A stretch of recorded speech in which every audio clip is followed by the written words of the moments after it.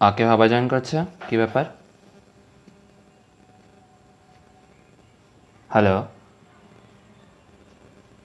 Akif, hello, मेरी आवाज़ आ रही है? জয়েন করলো তো। হ্যাঁ হ্যাঁ আসছে, আকিব আবার জয়েন করলো। ঠিক আছে তাহলে তাহলে এবার আসছে। হ্যাঁ আবার আসছে। ঠিক, তো শুরু করা যায়। হ্যাঁ, হুম। আচ্ছা, সবাই মিউট করে নে, আমার ভয়েসটা ইকো করছে। আচ্ছা, এই কলটা রেকর্ড হচ্ছে, আমি মেবি ডালবো ইউটিউবে। So everyone is okay with that, right? Hello. হ্যাঁ হ্যাঁ। Yes boss. ओके ठीक। सो शुरू करते हैं। सो हमारा सब्जेक्ट है IKS, इंडियन नॉलेज सिस्टम। ये बेसिकली 4 मॉड्यूल में स्पैंड है। पहला मॉड्यूल में बेसिकली हम IKS के बारे में एक ओवरव्यू पढ़ेंगे। उसके बाद सेकेंड मॉड्यूल में हम लोग पढ़ेंगे कि IKS का जो साइंटिफिक बैकग्राउंड है, जैसे इंडियन न्यूमरल सिस्टम, एस्ट्रोनॉमी में क्या कंट्रीब्यूशंस रहे हैं, इन सब के बारे में पढ़ेंगे। थर्ड मॉड्यूल हमारा है बेसिकली मेटल वर्किंग, माइनिंग या फिर इरिगेशन, बेसिकली कैसे कैसे एक सोसाइटल स्केल में IKS ने क्या कंट्रीब्यूशन दिए थे, इसके ऊपर हमारा थर्ड मॉड्यूल बेस्ड है। और आखिरी मॉड्यूल है कि ट्रेडिशनल नॉलेज आज के टाइम पे डिफरेंट सेक्टर्स में कैसे कैसे काम आते हैं, उसके बारे में। तो ये 4 मॉड्यूल में हमारा IKS सब्जेक्ट स्पैन करता है। ठीक।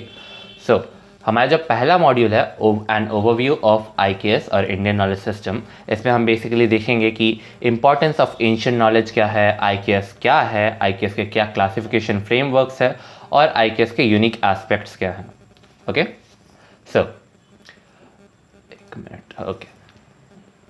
सो importance of ancient knowledge system. Ancient knowledge system का क्या इम्पॉर्टेंस है? एक एंशिएंट नॉलेज सिस्टम जैसे कि IKS बहुत ज़्यादा इमेंस वैल्यू होल्ड इसलिए करता है, उसके बहुत सारे रीजंस हैं। जैसे कि मॉडर्न डिसिप्लिन, जैसे कि हम जो मॉडर्न टेक्नोलॉजीज़ के बारे में जानते हैं, modern medicine, modern mathematics, modern physics, modern science, ये सब का जो रूट्स है वो बेसिकली एक एंशिएंट नॉलेज सिस्टम से ही आया गया है। जैसे मॉडर्न मेडिसिन का आयुर्वेद है, मॉडर्न स्पोर्ट्स का योग है, मॉडर्न साइंस का एक तरह, modern science and modern mathematics का वैदिक मैथमेटिक्स, वैदिक साइंस, इन सब के ऊपर बेस्ड है। तो बेसिकली ये एक पहला इंपॉर्टेंस हो गया कि इसका foundation of modern discipline is ancient knowledge. उसके बाद आता है sustainable practices. Sustainable practices means जो एंशियंट सोसाइटीज़ थे वो उस टाइम पे नेचर के साथ एक हारमनी में रहते थे। उनके वो बेसिकली वो जो चीज़ें करते थे वो नेचर को हार्म नहीं करते थे। और करेंटली आप देख सकते हो कि जैसे हमारे जो तो साइंटिफिक अप्रोचेस है, हमारे टेक्नोलॉजिकल एडवांसमेंट्स है, वो किस तरह से नेचर को बहुत ज़्यादा हार्म कर रहे हैं। तो ये भी एक नीड है मॉडर्न वर्ल्ड का कि वो एंशिएंट नॉलेज सिस्टम में रिवर्ट बैक करे ताकि नेचर को बचाया जा सके और एक प्रॉपर इकोलॉजिकल बैलेंस को मेंटेन कर सके। ओके। सो अगला है cultural identity and heritage. Cultural identity and heritage, किसी भी सिविलाइजेशन का कल्चरल आइडेंटिटी, उनका हेरिटेज काफ़ी ज़्यादा मैटर करता है, क्योंकि वो उनको एक बूस्ट ऑफ कॉन्फिडेंस देता है। IKS सब्जेक्ट का भी बेसिक मोटिव यही था इंट्रोडक्शन का, कि इंडियंस को अपने हिस्ट्री के बारे में पता चले और वो उनका सेल्फ एस्टीम बूस्ट हो कि हाँ वो एक बहुत ज़्यादा रिच हिस्ट्री से बिलोंग करते हैं, वो बहुत ज़्यादा रिच कल्चर से आते हैं। तो we should never bow down to those with the western mindset, because हमारा हमारा जो हिस्ट्री है वो वेस्टर्न हिस्ट्री से काफ़ी ज़्यादा पुराना है। तो ये IKS का एक बेसिक गोल था। अगला है ऑल्टरनेटिव पर्सपेक्टिव। IKS जो है वो एक डाइवर्स पर्सपेक्टिव देता है नॉलेज रियलिटी के बारे में। बेसिकली तुम देखोगे जो इंडियन नॉलेज सिस्टम है, क्योंकि वो बहुत ज़्यादा पुराना सिस्टम है, तो वो ओवर टाइम बहुत ज़्यादा मल्टीपल चेंजेस है। IKS का सबसे बड़ा एडवांटेज ये है कि वो स्टैटिक नहीं है, वो डाइवर्स है। वो अलग अलग एरा आता है, अलग अलग एरा में अलग अलग चीज़ों से डेवलप होता है। वो एक बेस्ड, ऐसा नहीं है कि वो 5,000 साल पुराना है तो 5,000 साल पुराना नॉलेज ही वो आज के टाइम पे देगा वो हमें, नहीं, ऐसा नहीं है। अलग अलग एरा है, इस 5,000 साल पुराने के स्पैन में बहुत अलग अलग एरा है, बहुत अलग अलग साइंटिस्ट लाइक स्कॉलर्स आए, बहुत अलग अलग राजाएं आए, बहुत अलग अलग सिविलाइजेशन बने, टूटे, सोसाइटीज़ बनी, टूटी। तो इन सब का एमलगेमेटेड एक कंपाइलेशन जो है वो है IKS। तो हमें हिस्ट्री के बारे में पता चलता है, अलग अलग पर्सपेक्टिव के बारे में, उस टाइम क्या पर्सपेक्टिव था, अभी क्या पर्सपेक्टिव है, और इस बेसिस पे आगे क्या पर्सपेक्टिव हो सकता है, इन सब के बारे में हम क्या कहते हैं, समराइजेशन है एक IKS। Okay,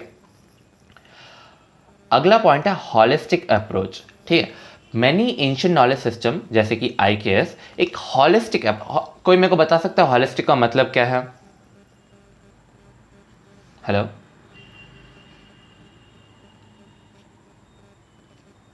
hello, hello, all over.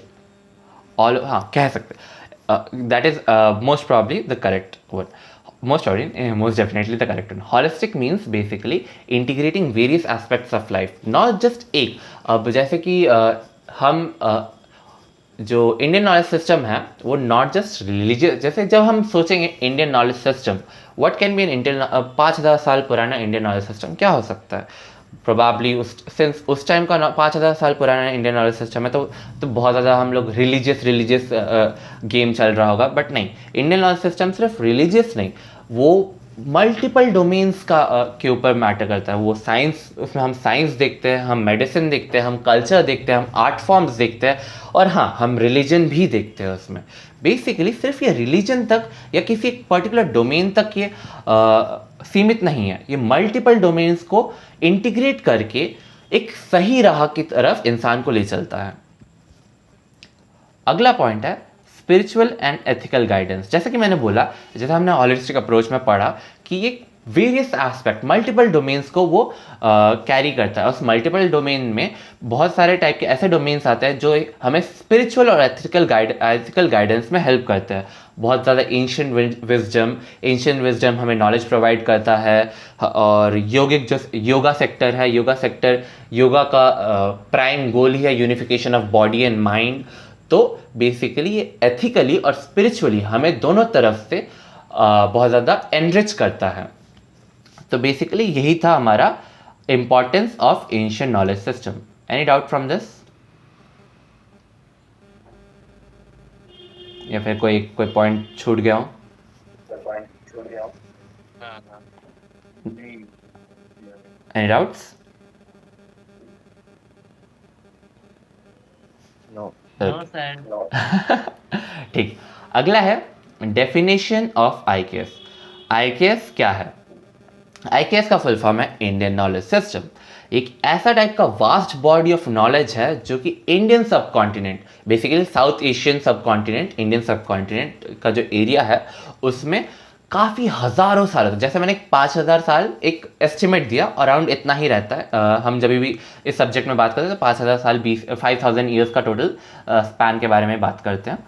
तो in fact it is way beyond that, but since हम लोग मेनली 5,000 साल 5,000 अप टू 3,000 BC तक बात करेंगे, तो सिंस लास्ट 5,000 ईयर्स में एक ऐसा नॉलेज सिस्टम जिसने बहुत सारे सोसाइटीज़, बहुत सारे एराज, बहुत सारे सिविलाइजेशन का डाउनफॉल, अब क्रिएशन देखा, उसका नॉलेज को अगर हम एक जगह पे सीमित, एक जगह में क्यूमुलेट कर दे तो वो बनता है IKS। और IKS में हम साइंटिफिक डिसिप्लिन्स लाइक मैथमेटिक्स, गणित, एस्ट्रोनॉमी, ज्योतिष, physics, chemistry, medicine, Ayurveda, metallurgy, architecture, Vastushastra, इन सब के बारे में हम डिस्कस करते हैं। आर्ट्स एंड ह्यूमैनिटीज़ में लिटरेचर जैसे कि epics, Mahabharata, Ramayana, poetry, drama, philosophy, music, Indian classical music, Indian classical dance, visual arts, grammars, social sciences में पॉलिटिकल साइंस जिसको हम बोलते हैं अर्थशास्त्र, economics, ethics, laws, spiritual and philosophical tradition में हमने देखा हिंदुइज्म देखा, हमने बुद्धिज़्म देखा, हमने जैनिज़्म देखा, और बहुत ऐसे अलग अलग और भी इनसे अलग अलग स्कूल्स ऑफ फिलोसफीज देखे, जैसे चरवाक जो हमें नेचर ऑफ रियलिटी, कॉन्शियसनेस और सेल्फ, हमारे बारे, खुद के बारे में बताते हैं। और जो IKS है वो कैरेक्टराइज होता है oral tradition, diverse sources, interconnectedness और एक्सपीरियंशियल बेसिस के ऊपर। ये चारों क्या है, बेसिकली ओरल ट्रेडिशन। जो आईकेएस है मैंने जैसे कि बोला बहुत पुराना है, 5000 साल से भी ज़्यादा पुराना। तो तब रिटन डॉक्यूमेंटेशन नहीं होता था, तो मोस्ट ऑफ द नॉलेज जो आईकेएस का आता है वो ओरल ट्रेडिशन से आता है। किसी कोई एक गुरु है, वो अपने शिष्य को अपना ज्ञान प्रदान करता है, मौखिक ज्ञान प्रदान करता है। वो शिष्य बड़ा होकर गुरु बनता है, फिर वो अपने शिष्य को मौखिक ज्ञान प्रदान करता है। तो मोस्टली ये ओरल ट्रेडिशन से ही पास डाउन हुआ है आईकेएस। डाइवर्स सोर्सेज, जैसा कि मैंने बोला, IKS is not just limited to one sector. IKS is a amalgamation of multiple domains, and not just multiple domains, it is an amalgamation of multiple societies and civilization. अब तुम इसमें Veda, Upanishad, Purana, not just these, Buddhism, Jainism, Charvaka, इन सब का अमेलगेमेशन है IKS। Interconnectedness, हम देख सकते हैं कि different branches of knowledge IKS में जो है वो इंटरकनेक्टेड है और उससे एक हॉलिस्टिक वर्ल्ड व्यू प्रदान होता है।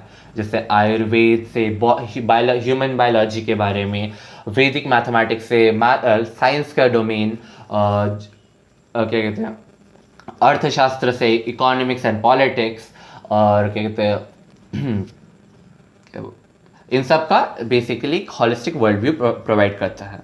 और experiential basis, while philosophical speculation is present, IKS also emphasizes on observation, experimentation and practical application। जैसा कि मैंने बोला, IKS स्टैटिक नहीं है, इट इज़ एवर चेंजिंग, वो हर वक्त चेंज करता है। वो नया युग में जैसे ही नया युग आता है, it observes, experiments, applies and changes its course principle. इसका हमेशा जो लाइक मोस्टली तुम देखोगे कि बहुत सारे ऐसे लाइक नॉलेज सिस्टम भी है जो स्टैटिक थे, जिसके कारण वो उनका डिग्रेड हो गए over time. But IKS has a core principle कि वो देखेगा, ऑब्जर्व करेगा, एक्सपेरिमेंट करेगा, प्रैक्टिकल देखेगा कि प्रैक्टिकल एप्लीकेशन है या नहीं, उसके बाद जो कोर प्रिंसिपल है उसमें चेंजेस लाएगा। That is one of the most like unique factor of IKS। सो इसी में हमने डेफिनेशन ऑफ IKS कवर कर लिया। Any doubts? Hello? No, sir. No. Okay. Next है एक मिनट, ब्लर हो गया क्यों? Okay. Is it clear? Yes, sir. Okay. So next है classification framework of IKS। IKS को हम किस चीज़ों में क्लासीफाई करते हैं। अब classifying IKS can be very challenging because ये बहुत ज़्यादा वास्ट है और बहुत ज़्यादा इंटरकनेक्टेड है। बट हम ब्रॉडली इसको क्लासीफाई कर सकते हैं on the basis of Veda, on the basis of Vedangs, on the basis of Upveds, on the basis of शब्द दर्शन, on the basis of Purans and इतिहास, and on the basis of other शास्त्र। On the basis of वेद हम लोग IKS को 4 primary source of knowledge में बांटते हैं। 4, ठीक। पहला ऋग्वेद, दूसरा सामवेद, तीसरा यजुर्वेद, चौथा अथर्ववेद। ये हमें these sources of knowledge contains hymns, prayers, rituals, philosophical insights, daily uses of charms and basically एक वैदिक लाइफ कैसे जिए, ये वेद हमें बताते हैं। वैदिक लाइफ मीन्स और हम स्पिरिचुअल एंड एथिकल लाइफ कैसे जिए, ये हमें वेद बताते हैं। अगला आता है ऑन द बेसिस ऑफ वेदांग्स। वेदांग्स ऐसे ऑक्सिलरी साइंसेस है जो वेद को हमें अच्छे से समझने में हेल्प करते हैं, जिसके अंदर आता है फोनेटिक्स, शिक्षा, ग्रामर, व्याकरण, मैट्रिक्स, छंद, एटिमोलॉजी, निरुक्त, एस्ट्रोनॉमी, ज्योतिष एंड रिचुअल मैनुअल्स, कल्प। बेसिकली वेदांग्स का काम है कि ऐसे सेक्टर्स बनाना जो हमें वेद को अच्छे से कंज्यूम और बेटर तरीके से समझने में और बेटर तरीके से कंज्यूम करने में और उसके बेटर तरीके से उसके लिखे हुए चीज़ों को फॉलो करने में हेल्प करते हैं। अगला है उपवेद। उपवेद का मतलब है अप्लाइड साइंस। बेसिकली वेद और वेदांग से हम जो इंसाइट ड्रॉ कर रहे हैं उससे हम उसको एप्लीकेशन बेसिस में कैसे उसको अप्लाई करें वो आता है उपवेद में। अब इस उपवेद से अलग अलग जैसे कि अलग अलग सेक्टर्स का इजाद हुआ, जैसे कि आयुर्वेद जिसको हम बोलते हैं मेडिसिन मॉडर्न लैंग्वेज में, धनुर्वेद, आर्चरी, गंधर्व वेद, म्यूजिक, अर्थशास्त्र, politics and economics. Okay, next है शत दर्शन। शत दर्शन मीन्स, या फिर थोड़ा अगर मैं अच्छे से प्रोनाउंस करूँ तो इट इज षड। षड इन संस्कृत इज सिक्स दर्शनास, basically 6 schools of Indian philosophy. India had 6 schools of philosophy. They were Vaisheshik, Nyaya, Samakhya, Yoga, Purva Mimas and Uttar Mimas, जिसको हम बोलते हैं मॉडर्न लैंग्वेज में वेदांत। और भी on the basis of Purana and Itihasa, जैसे कि mythological and historical narratives including the Ramayana and Mahabharata and various Puranas, and other shastras specialized texts on the various subjects such as mathematics, ganit, astronomy, khagol and architecture, वास्तुशास्त्र। ये जो classification है वो rigid नहीं है, basically इससे ही इन्हीं में ही वो समेट नहीं जाता है। ये बहुत ज़्यादा और भी ज़्यादा ब्रॉड क्लासिफिकेशंस है इसके, और बहुत ज़्यादा ओवरलैप करते हैं, और इनके बीच में इन सभी कैटेगरीज के बीच में एक इंटर रिलेशनशिप भी रहता है। अगर क्वेश्चन आया तो बेसिकली तुम ये 6 लिख सकते हो: वेदास, वेदांग्स, उपवेदास, शत दर्शना, पुराण इतिहास एंड अदर शास्त्र। इनके बारे में एक एक लाइन का लिख सकते हो, तो that would be in itself a 5 marks question. Any doubts? या आकिफ? हाइम्स का क्या है? हेलो, हाइम्स का मतलब क्या है? किसका मतलब? हाइम्स हाइम्स भी बेसिकली कैसे होता, हाइम का इंग्लिश मतलब है गुनगुनाना, एंड मंत्रों को जब हम मंत्रों का जब जाप करते हैं, वो जाप करने को हाइम बोलते हैं। एंड दिस हाइम, हेलो, हाँ वेदांग जो है ये थोड़ा बता। हाँ, वेदांग में जाऊंगा। अच्छा, हाइम से आकिफ ने बहुत अच्छा पॉइंट उठाया। हाइम से एक आता है क्वेश्चन कि बेसिकली हाइम्स रिलेटेड है हमारा, एक मिनट में वेरीफाई कर लेता हूँ तभी।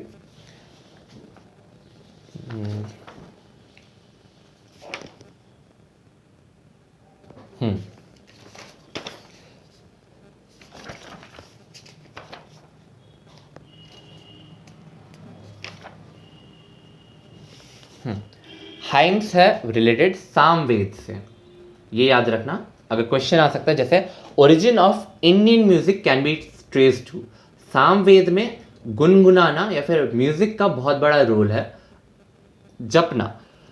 सामवेद को हम बोलते हैं वेदा ऑफ मेलोडीज और बुक्स ऑफ चांट्स। अच्छा, यहाँ पे एक कंफ्यूजन आ सकता है कि एक आता है Veda of hymns, Veda of hymns is Rigveda and Veda of melodies is Samaveda. Rigveda is उसको हम वेद ऑफ हाइम्स भी बोलते हैं, ऋग्वेद को वेद ऑफ, लाइक मैं लिख नहीं पा रहा, एनीवे ऋग्वेद को हम वेद ऑफ हाइम्स भी बोलते हैं, बट उसका मेजर फोकस रहता है प्रेयर्स पे। एंड सामवेद को हम बोलते हैं वेद ऑफ मेलोडीज, बट उसका मेजर फोकस रहता है हाइम्स पे। All right, hello. एंड वेदांग्स, वेदांग्स का मतलब है बेसिकली ऐसे ऑक्सिलरी साइंसेस जो हमें वेद को समझने में हेल्प करते हैं, जैसे कि phonetics. Phonetics is what I can like English में फोनेटिक्स का मतलब है, even I forgot, wait a minute,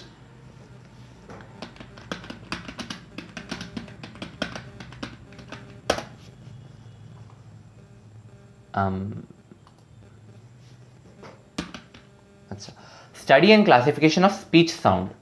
basically जब तुम I am very bad at this,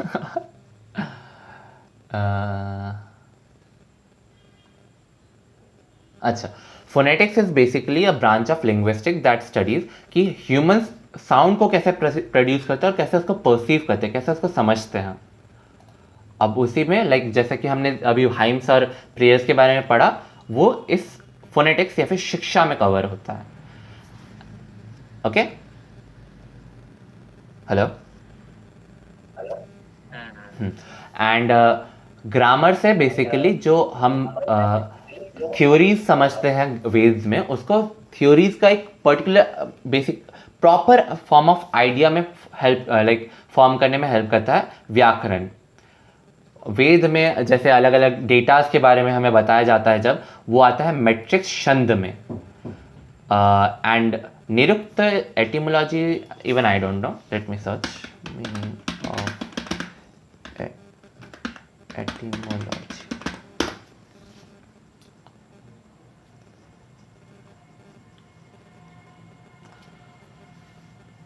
basically जो शब्द आए, जो हम हमेशा, जैसे कि जैसे हम इस इंग्लिश लाइंस में भी पढ़ रहे हैं अचानक से, जैसे ऑक्सिलरी एक काफ़ी ज़्यादा यूनिक वर्ड हो सकता है बहुतों के लिए. तो एक नए वर्ड्स का जब हम पढ़ते हैं तो उस वर्ड का जो हिस्ट्री है दैट इज़ एटिमोलॉजी. उसका उस हिस्ट्री को पढ़ना इज एटिमोलॉजी, और जिसको हम बोलते हैं निरुक्त संस्कृत भाषा में. Astronomy basically study of planets and stars is astronomy, जिसको हम आईकेएस की भाषा में ज्योतिष बोलते हैं. एंड रिचुअल मैनुअल्स, जो हम बेसिकली जो मैनुअल्स है जिससे हम अपने रिचुअल्स परफॉर्म करते हैं, वो आता है कल्प में. ऑलराइट, अबे আচ্ছা, ওই ভেদাস সে আমরা সাব পয়েন্ট কি করতে পারি ওই চারটা ভেদকে? আরেকবার জিজ্ঞাসা কর, বল কি বলি.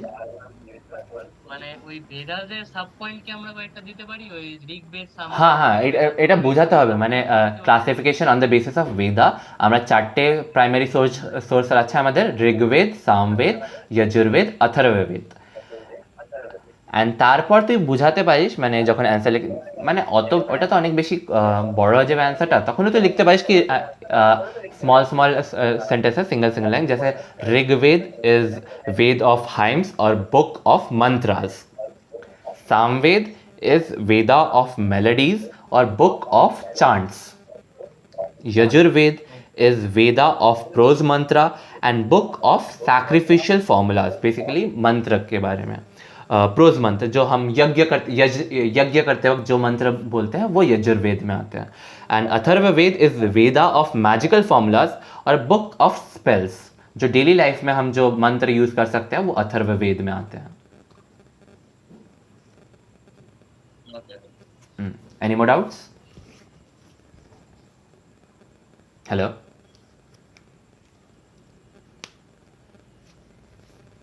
हेलो.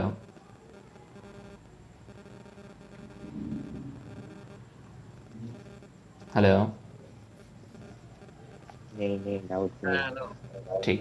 না না না, okay, next topic, unique aspects of IKS.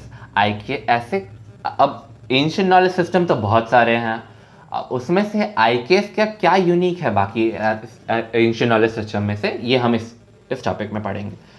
IKS के यूनिक एस्पेक्ट्स है holistic world view, emphasis on experience and observation, integration of spirituality and science, focus on dharma, oral tradition and lineage, diversity and inclusivity and continuous evolution. तो अब इन सभी points को हम एक बार देख लेते हैं अच्छे से. तो जैसे कि हमने होलिस्टिक वर्ल्ड व्यू में कवर किया था कि बेसिकली ये सभी चीज़ों को, सारे डोमेन्स को कनेक्ट करता है, and not just domains, it connects the ideas of all this civilization and all the society it has went through. And then comes emphasis on experience and observation. ये basically IKS basically पुराने किसी based ideas, एक static idea में like दबा हुआ नहीं है. ये हमेशा it is always experimenting, it is always observing, it is always gathering experiences. That comes in this point. Next is integration of science and spirituality. हम आईकेएस में स्पिरिचुअलिटी मतलब स्पिरिचुअल भाव जो है और साइंटिफिक नॉलेज दोनों को साथ साथ में ले चलता है. It believes that with spirituality we can create science and with science we can create spirituality. Basically एक दूसरे से इंटरकनेक्टेड है both inner and outer realities में. नेक्स्ट है फोकस ऑन धर्म. धर्म एक ऐसा कॉन्सेप्ट है जिसका मतलब है राइटियसनेस, ड्यूटी, बेसिकली सही काम करना. धर्म, हमारा धर्म क्या है? To lead a good life, to lead a holistic life, to lead a to help others, to be good to others, to have a good will, like basically that is the concept of righteousness, duty and ethics. ये IKS में इसका एक unique aspect है. Next है oral tradition. जैसा कि हमने discuss किया कि IKS जो बहुत ही ज़्यादा पुराना एक नॉलेज सिस्टम है, तो जब रिटन डॉक्यूमेंटेशन नहीं होता था तो गुरु और शिष्य में मौखिक विद्या का आदान प्रदान होता था, और इसी से इसका लीनियज बना है. लीनियज मीन्स एक लाइन से दूसरे लाइन, एक स्टेज से दूसरे स्टेज में पास होना. अगला है diversity and inclusivity. Diversity, IKS बहुत ज़्यादा डाइवर्स है, वो किसी एक सिर्फ एक समुदाय या फिर एक सोसाइटी के से रिस्ट्रिक्टेड नहीं है, ये मल्टीपल सोसाइटी से बना है. And everything, it always try to include everything. Inclusivity means basically जो भी नया चीज़ आ रहा है, जो भी नया डेटा आ रहा है, उसको समझ के उसको अपने अंदर समाना और बेहतर बनना. एंड कंटिन्यूस एवोल्यूशन इज, जैसे कि मैंने बोला, IKS स्टैटिक नहीं है. ये सबसे ज़्यादा इंपॉर्टेंट है IKS का, कि ये इट इज़ एवर इवॉल्विंग, कि हमेशा हर एरा में चेंज हुआ है और न्यू नॉलेज को इसने अपने अंदर इनकॉर्पोरेट किया है.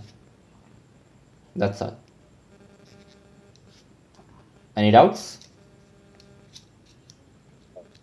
ना ना. और वही क्लोजिंग स्टेटमेंट हो गया कि understanding IKS is crucial for appreciating India's intellectual heritage and exploring its potential contribution to contemporary challenges. It provides valuable insight in diverse field and encourages a holistic and integrated approach to knowledge. Basically IKS का समझना हमारे Indian intellectual heritage को और उसके potential को explore करने में help करता है, ताकि हम आगे आने वाले चैलेंजेस को काउंटर कर सके. और इसका कंट्रीब्यूशन है उस चैलेंजेस को ठीक करने, लाइक सॉल्व करने में उसका कंट्रीब्यूशन. ये हमें एक वैल्यूएबल इंसाइट प्रदान करता है डाइवर्स फील्ड्स के, और हमें इंकरेज करता है एक हॉलिस्टिक और integrated approach of knowledge. Basically ये नहीं समझना कि दो अलग अलग डोमेन्स टोटली अलग है, नहीं, वो रादर वो दो डोमेन्स हमें एक ही तरफ ले जाने की कोशिश करें, इस बात का समझने का IKS का मेन गोल रहता है. ऑलराइट. ओके, सो इसी के साथ हमने फर्स्ट मॉड्यूल आधा कवर किया, 1.1. सो মানে জাস্ট এখন অর্ধেকটা হলো. Basically introduction part. আচ্ছা ঠিক. Okay, so does anyone need break or should I move to 1.2? 1/2. Okay.